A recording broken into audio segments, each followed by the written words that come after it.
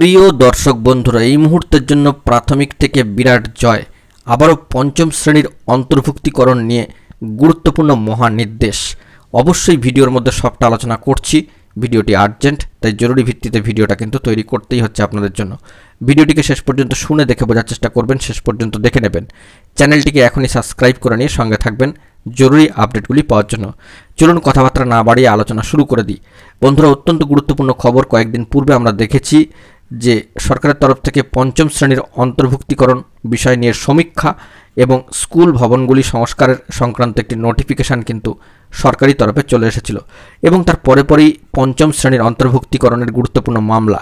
আমরা জানি যে 2022 প্রাথমিক টেট পাস ডিএলএড ঐক্যমঞ্চের তরফ থেকে এই গুরুত্বপূর্ণ আর্জেন্ট ম্যাটারটিকে নিয়ে কিন্তু মহামান্য কলকাতা হাইকোর্টে মামলা করা হয়েছিল এবং মামলা কিন্তু চলছিল। কার্যত বড় জয়। আগামী দিনে প্রাইমারি নিয়োগের জন্য একটি বড় খবর উঠে এসেছে। সে বিষয়টি এরকম যে আগামী 12 সপ্তাহের মধ্যে রাজ্যের আরও কয়েক হাজার স্কুলে পঞ্চম শ্রেণীর অন্তর্ভুক্তিকরণ করতে হবে বা তেমনটাই হতে চলেছে। সেই অন্তর্ভুক্ত করার কাজ সম্পন্ন করে কার্যত রিপোর্ট পেশ করতে হবে মহামান্য কলকাতা হাইকোর্টে।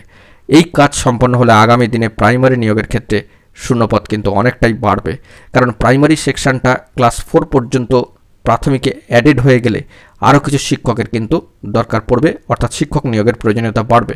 তো তার জন্য ভ্যাকেন্সি তো ক্রিয়েট করতেই হবে। অর্থাৎ প্রাথমিক স্কুলে পঞ্চম শ্রেণী অন্তর্ভুক্ত করার মামলাতে এবারে বড়সড় জয় এবং আগামী দিনে প্রাইমারি চাকরি প্রার্থীদের কাছে এটা একটা বড় সুযোগ কার্যত বলা যেতে পারে।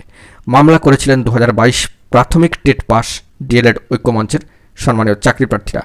তাদেরকে কৃতজ্ঞতা কিন্তু জানাতেই হচ্ছে, তাদের সাফল্যকে অবশ্যই কিন্তু ধন্যবাদ জানাতে হচ্ছে। তারা আরও এগিয়ে চলুক, এমনটাই আমরা চাইছি। তো সেই দিক থেকে এই মামলায় একটা বড় জয় এলো এবং সেই বিষয়ে প্রাথমিকের ক্ষেত্রে নিয়োগে কতটা শূন্যপদ বাড়বে না বাড়বে, সেই কাজকর্ম কীভাবে এগোবে, এ বিষয়ে আমরা আরও খোঁজখবর করবার কিন্তু চেষ্টা করছি।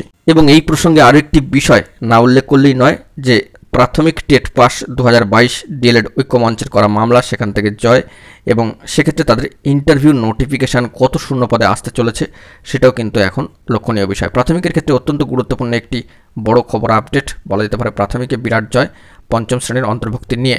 বন্ধুরা, এখন এই পর্যন্তই। সকলে ভালো থাকবেন, ধন্যবাদ।